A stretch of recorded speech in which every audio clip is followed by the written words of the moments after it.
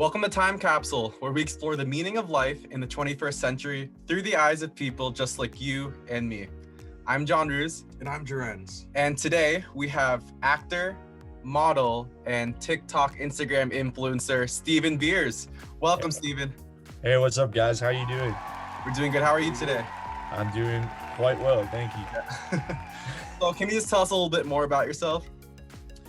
So currently I do marketing and advertising for a human resource company. That was my full-time gig after COVID kind of wiped away everything that I knew and loved.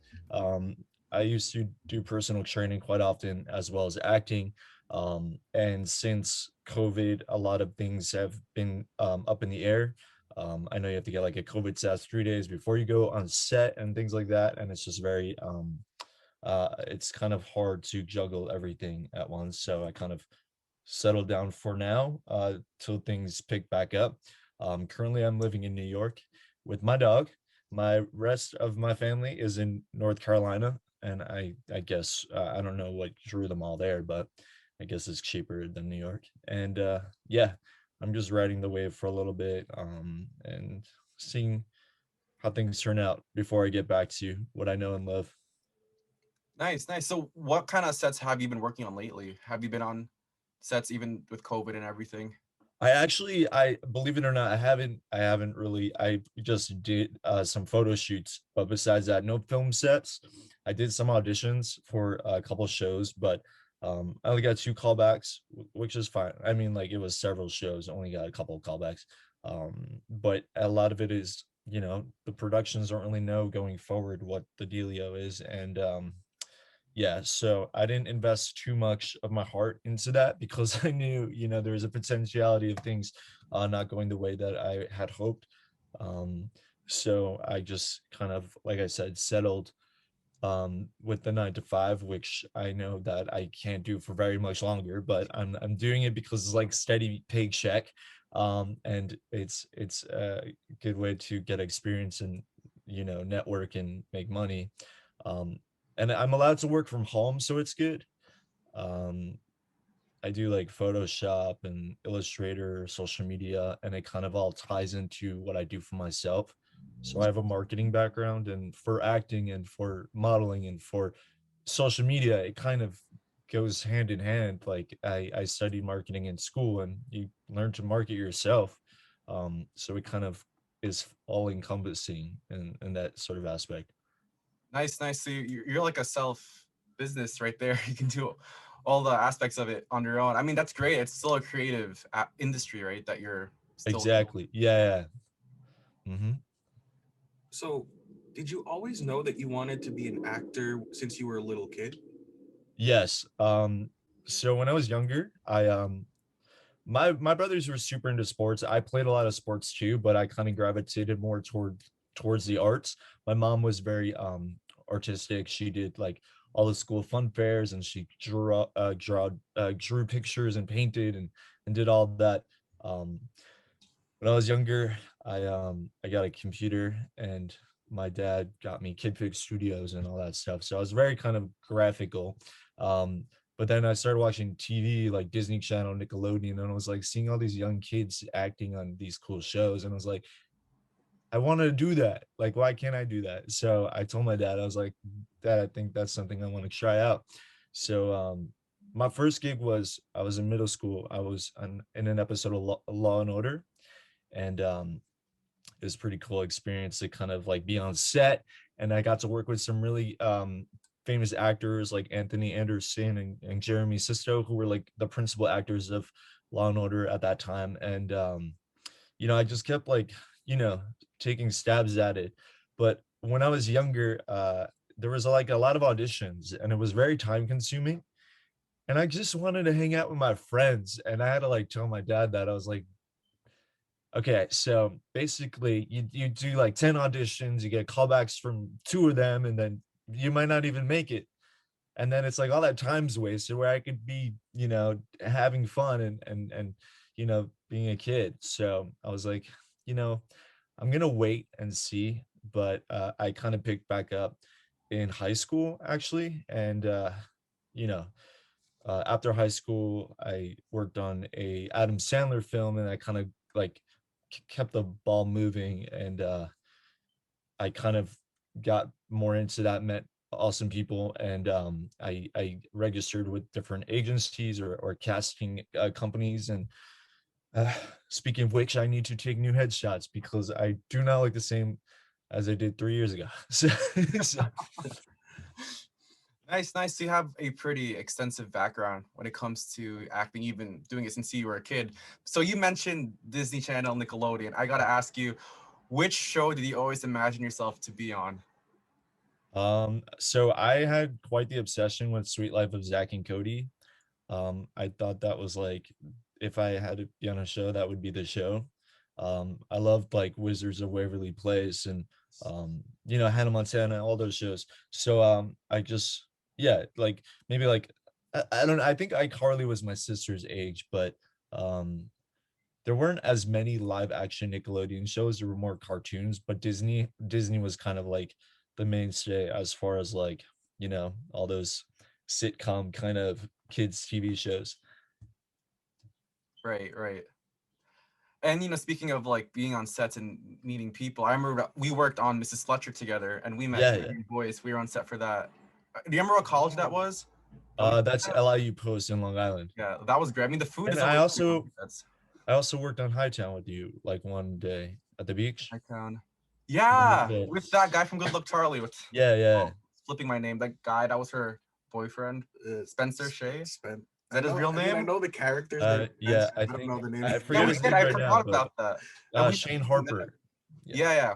And we That's initially met hilarious. working on a Netflix thing. See You Yesterday. Oh yeah, Yeah. yeah. I thought it was only Um, 2 shows that we worked on together. Yeah, so it's been like 3, I guess. It's Nice, cool nice. when you do background stuff, you kind of make friends with people you see often, and you're Right. all interested in the same things, and it's kind of cool to, make friends that are doing what you're doing. I mean, there's a lot of time to just socialize because we're just sitting down for hours and eating Yeah, 30 minutes. it's hurry up and wait. Sometimes you have to be on set at 6:30 in the morning, and then you don't film until like 9 p.m. or you don't end up filming at all sometimes, and it's like So you just end up it's talking to people, really. social hour. Yeah. All right. So let's say you were pursuing a different path. What would you be doing, and why would you be doing it? So a different path from what I'm doing now, because I feel like I'm already pursuing a different path. Oh, um as far as like being in like I work for a human resource company, and I never in a million years thought I would be doing that. So I think I really love fitness and training, and being healthy, and maybe being like a fitness coach, instructor, nutritionist, would be something um that kind of would work. I think when you're an actor, you need to take care of yourself and make sure you're looking the part. And I kind of, when I was younger, was super self-conscious about the way I looked, and acting and modeling doesn't help that. So I think um, coping with like the mental sides as well as the physical. Lately I've been really in touch with like mental health and like spirituality, positive mindset, and I had a very like a crazy year last year, and even years before that. Like things happen, life happens, people leave your life, and it's just like it's kind of sad and depressing, but you can't look at it that way. It's kind of for me motivating. It kind of helps me to stay on target, and all these people I knew and loved like always supported me, and I would not want to let them down. So that kind of sticks in the back of my head, like keep powering through this madness. But you'll get to the other side soon. So That's great. I mean, yeah. what resources did you refer to when you wanted to, when you looked more into your spiritual self and your mental well-being? So I don't want to get too like too into it, but my mother passed away last year, and she was very spiritual. Like she knew her time on earth was over, and she had an illness that there was no cure for.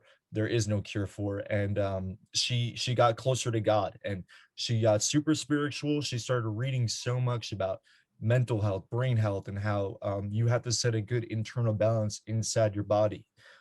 There's different authors that she would give me books after she read them, and I started reading them. I brought her to her spirituality class because my dad didn't want to. He thought it was all voodoo, and it's just um, there's a lot of reports saying that you know half the things on earth that could kill you, there's some way in nature that could cure it. But companies wouldn't make money if you could just go out in nature and get the cure for it. So I think um once my mom sort of introduced me into that world, my sister got into it. She's very into like astrology, crystals, and all that, where I'm more into like the brain and how the functioning of the brain works. And I've been reading a lot of like self-improvement books. um I've been reading this one called Ego's Enemy by Ryan Holiday. I finished Good Vibes, Good Life by Vex King. I'm just grabbing it. This one. And I just like basically um I talk like even on TikTok, I talk a lot about coping with mental health because I know that through and through like COVID kind of, messed everyone up, even if they can't admit it. Just our lives kind of just flipped upside down, and a lot of people can't take change too quickly, and things change very fast. So it's kind of a way to realize that everyone can overcome this, and the more people that talk about it, I feel like dudes just don't talk about mental health as much as women, and I'm not saying that as like a polarizing way, but I think it's like for many dudes, they think like, oh, I have to be tough, I can't surrender to my emotions. But I think that's what you have to do, and that's where humanity is lost. Like you need to kind of rebalance yourself eventually. Exactly. Especially, yeah, that's a good point that you brought up with, both men and women. I think that in the culture for men, you can't cry, you can't show weakness. You always have to put up this like tough wall, right? But that wall Yeah. eventually breaks down because you can't hold it up forever. And I noticed that with my dad. He basically like had a, I don't even know, a midlife crisis. And it set my whole family like like everything went wrong when it could go wrong, and he was bottling up all this emotion. But now to tie it back into acting, acting is all about emotion and how to use that emotion for a character. And my acting teacher told me like whatever negative emotion you're feeling, you can simply like turn off a switch and make it that into whatever emotion you so desire. And she helped me develop that kind of way of thinking about emotion. Is just like it's like a mind game you play with yourself. Something so bad could go on, and you just have to look at it from a different perspective, and then it's like um and then you just like your mood gets lifted up, and everything is not as it seemed. So it's like I said, it all goes it all goes together. Right, it all comes hand in hand. So speaking of different perspectives and seeing things through different light, so we're now at the segment of the show that we like to call past, present, and future. So I need to ask you, how do you see yourself now, and how does it compare to the person you were 5 years ago? All right, well, that's a good one. So 5 years ago, I think I was just graduating high school. I was very sick. I was very insecure. I was very much an introvert. I kind of hated life in a way. Um, I found out that I had a gluten allergy and some other various food allergies that I wasn't dealing with properly. I would go to doctors, and I had like 3 episodes of like fainting just without any cause. The ambulance would come and they had no idea why I fainted. And it turns out like I had a very bad allergy to gluten and stuff like that. So what that did was bind down like the cilias in your intestines that absorb nutrients, and my intestines weren't absorbing nutrients from food, so I was very nutrient deficient. I was very skinny and weak, and I just literally just felt like I was going to crumble. But then once I figured that out, I found the holy grail for my own sake, and my life just slowly got better and better. My mood changed, my attitude towards life, my personality. I would hang out with friends from school who I haven't seen in so long, and they're like, wait a second, is that Steven? Like, there's no way. I gained like 30 pounds of weight. I started working out. I started, that's when I got back into acting because I had energy. I had like a zest for life. I wanted to do things that I feel like I missed out on. And yeah, so that was like 5 years ago. And now I try to kick ass and do my thing and constantly learn things and stay engaged and help inspire people. I have bad days. Everyone has bad days, but that doesn't mean to kind of like make it seem like you're all alone in it. Kind of you have to have bad days to realize the goodness in this earth. And yeah, um, I just kind of keep on powering on and know that I'm going to end up where I'm supposed to be. Um, yeah, I think 5 year difference. If I showed you a picture from 5 years ago, you probably wouldn't recognize me. And now, what do you think the future holds for you in the next 5 years? The next 5 years. So I currently live in Long Island. I live all alone in a giant house. My dad is going to sell the house in the summer, so I'm probably gonna have to move. I might move south a little bit. There's some movie studios in Atlanta, Wilmington, North Carolina. Just get a feel for life outside New York because I feel like I've been living in a bubble. And they say that when you grow up or tend to live in the childhood home and neighborhood, you never get past um, whatever is keeping you where you are, keeping you stagnant. You need to kind of just get out of that and grow and explore and meet new people. And they basically stated you have to get out and move. You can't stick where you were born because you always have the same issues because everything just reminds you of everything. So I think it's God's way of saying like, hey Steven, it's time to get the hell out of there. You need to kind of conquer life in a different way now. And so that being said, I don't know where geographically I'll end up, but hopefully COVID goes away and nothing other than COVID, nothing else like COVID comes up, and I'm able to get back into um, the creative world with acting and things like that. Um, Right. That's so great. I mean, I'm so happy you mentioned that thing about, you can't get past the things that are keeping you stagnant because that's so important. I feel like at some point people just become blind to it and they can't yeah. see it, and they get comfortable with the uncomfortable, right? And they just don't want to move on with their life. Yeah, it's good to kind of escape from that. Right. Yeah. So in life, there's things that we know that we want and that we want to pursue, but then there's also things that are around us that we also, appreciate, the things that we're grateful for. So what would you say you're grateful for in your life? I love that question because I have a gratitude journal right next to my nightstand that my sister got me for Christmas. The best way to kind of rebalance yourself is to list things that you're grateful for.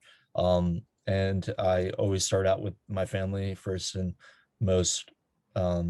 You know, living where I live, it's a safe place.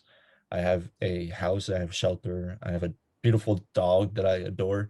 Um, just I've been very grateful and I've been very privileged, and I'm grateful for that. I have a father who supports me, even though sometimes it seems like he doesn't. Deep down, I know he wants me to do what I want to do. He might try to shift me a certain way, but I'm pretty reluctant, so he knows that. um, but yeah, I have very close bondness with all my siblings. We all are very different, but that's the great thing about it is that we all have strengths in different areas and we could all help each other through tough times in life. And we've always been there for each other, and that's amazing. Um, I'm just grateful to have been able to, um, like when I could have went away to school, I decided to commute to school, and I'm glad I did that because little did I know my mom wasn't going to be around forever, and I was able to spend that valuable time that I would have missed going away to school. So I'm grateful that, life worked that way as well. And yeah, there's a lot of things to be grateful for. It's sunny outside. I'm grateful for that. Yeah, we're grateful for that as well. I hope it doesn't snow as planned Yes, next no week. more snow. And we're grateful to have you here on the show today, and you being vulnerable enough to tell this great story that you have, and to spread all this wisdom that you've got. Yeah, thank you. So, so now you mentioned what you're grateful for, but in your everyday life, whether it's in your full-time career, it's in your acting, your passions, what principles do you live your life by? I think kind of go with the flow. Um, you know, when things go wrong, they went wrong for a reason. It's kind of like I always look at it as like something as if the butterfly effect was real. You kind of I don't believe in predetermined destiny, but I believe in you have to just trust the signs. Um, when things keep popping into your face, it's life's way of saying like this is the path that you're supposed to take. Things that interest you, your interests are there for a reason. You have to explore that, follow that. There's a reason why people like different things, because that's maybe what they're good at. That's what life gave them.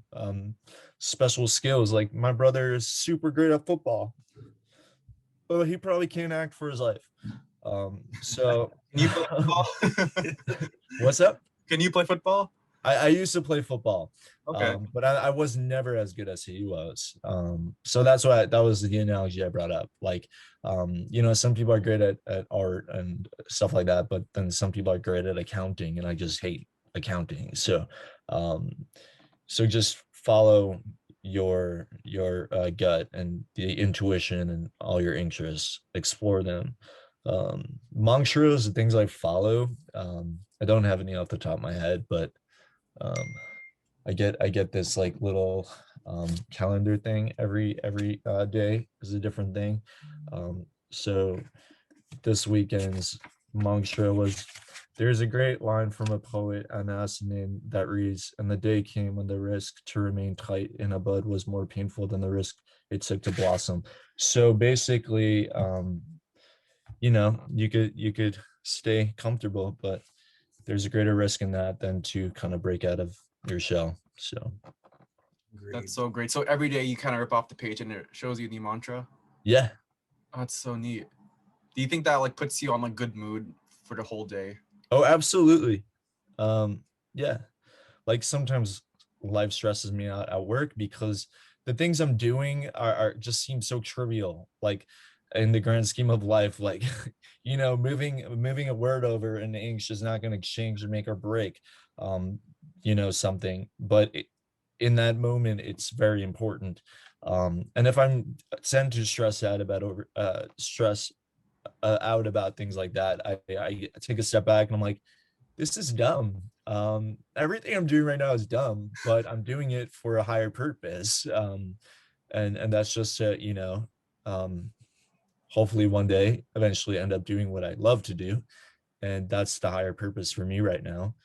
Um, so just to not stress out about the stupid things, um, basically. That's so true. All right, now we've come to the question of the show where we get our title from. If you were to leave something in a time capsule for people to dig up 100 years later, what would you put in there and why? Um, I prepared myself for this one. I have a Game Boy Color right here. Oh shoot! Oh, That's a With throwback. Super Mario Bros. Deluxe. Um, I don't think things like this will be, a commonplace in 100 years. I think we'll have virtual reality, and who knows? Maybe life won't exist in 100 years, which I have no idea. But I also have a Blockbuster card. Um, Oh my god. just to just to show the time lost, the innocence. There was a time where life was so simple. You go to the store to get a movie, and then you have to bring it back in 3 days. But now everything is like you don't have to leave your house, and you don't even have to get into contact with people.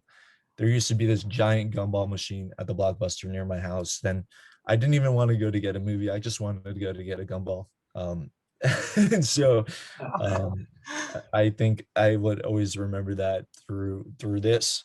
But for someone digging up a time capsule, just to take a second to look up what a blockbuster was and realize how life was so simple, I think that would be cool. So that's why I would put those two things in the time capsule. That's so great. Yeah, times definitely changed. I mean, I'm pretty sure we were all alive when Netflix still had a similar thing, the Yeah, blockbuster. yeah, You have the CD, you have to send it back. Yeah, Now it's all exactly. streaming. Yeah. It's like, what? And within like, what was that, like 3 years, like technology is just Right. speeding on through, and it's like us as humans, we have to adapt to that as quickly as that's changing. So that changes our brains too. So it's kind of, yeah. Yeah, and I was reading some reports like in the next 5 years where they're already starting to work on this, like those Google glasses. And like Yeah, one of the things you can do is like they'll put like augmented reality. So you could look at a store and it'll show you a review of the store, how much it is out of 5 stars. You don't even have to really, go to Yelp that's anymore. crazy. You gotta, I saw an advertisement for it's an Amazon product that stores will have now that you scan your palm, your hand, and that's how you pay for things. You just go like that. And how creepy that is. right. Oh my God. I mean, I would be scared people would take my information doing that. I know, it's like they just grab your hand and start like Access all your info, get your accounts, your social security. yeah, no, it's just like it's kind of terrifying. But also I'm sure when airplanes first became a thing, people said, oh hell no, I'm not going in one of those. So I don't know, I can't be reluctant to change, but realize that you could be skeptical, but eventually you will have to adapt just like the rest of the world. Right. Very true. Well, Steven, is there anything else you'd like to add? So you have nearly 100,000 people on TikTok. You have 20,000 people on Instagram, and you post these amazing posts about yourself, and people love them. Is there something on your post that you want to say about yourself that aren't reflected in these pictures and these videos? I feel like I give off a sense of vanity, and I don't try to. I try to motivate and inspire. Um, I always tell people I used to be this insecure little bitch ass kid, and I turned out to be something more and something that I always envisioned.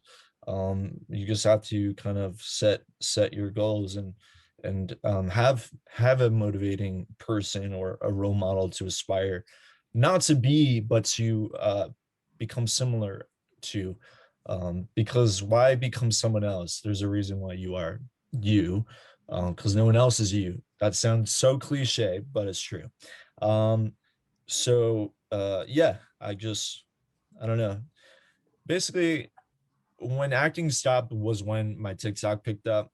I actually learned how to dance through TikTok, so next time I'm hired to be an actor at a club dancing, I'm going to know all the dances now. Julia. Yeah. It's true though. But yeah, I don't really know what else to add. I think um just like everyone else, I get the insecure going on social media. I constantly compare myself to, and I feel like people forget that. They look at social media people and they're like, oh, their life's perfect. They have no self-doubts. Like they probably have the best like outlook on the way they are. And I feel like a lot of people on social media are actually the most insecure people. So you just have to be careful. And also, if you're on social media and you feel like you're constantly comparing yourself to someone you follow, you shouldn't follow them. You shouldn't be there to compare yourself. You should be there to be inspired by. And that's where you should kind of be like, okay, I'm unfollowing this person because they're not doing anything good for me. They're just making me more anxious and more like more insecure. So don't follow people to feel insecure. Follow them to be motivated and inspired. I love that. I Amen. followed a lot of traveling. I stopped following influencers. I could care less. I don't give a crap. But I follow like people that travel. I want to travel. This world's amazing. People are scum to the earth. The world's so beautiful. I would rather look at beautiful waterfalls and gorgeous models sometimes. What's the first place you want to travel to once Sometimes. restrictions are Places I want to travel to. first I place? think I'm going to stay a little bit more domestic for the time being until things get a little better. But I think go to Florida, California. I definitely want to visit all the national parks, the Grand Canyon and Yosemite and all those cool places, you know, that are about to explode. So So if people want to follow you on social media, what handle should people head on to find? So my Instagram is Steven_Beards. That's same as Twitter. I don't post a whole lot on Twitter. When my mom was around, I used to post a lot about ALS and in the ALS community, just because she was so passionate about that. I love that about her. She was a fighter, and I'm going to be a fighter because of that. Um, my TikTok is Steven, but the last E in Steven is an X. I try to be cool, but it's really hard to explain. And then it's my last name right after that. So Steven Beers, but the second E in Steven is an X. Very confusing. I don't post on YouTube anymore. I want to get back into it, but I always toyed with the idea of making a podcast, actually. It sort of ties into what you guys are doing, to talk about mental health and things like that. So you know, maybe that'll be in the works once I eventually quit this full-time job I'm dreading. 100% we implore you to do that.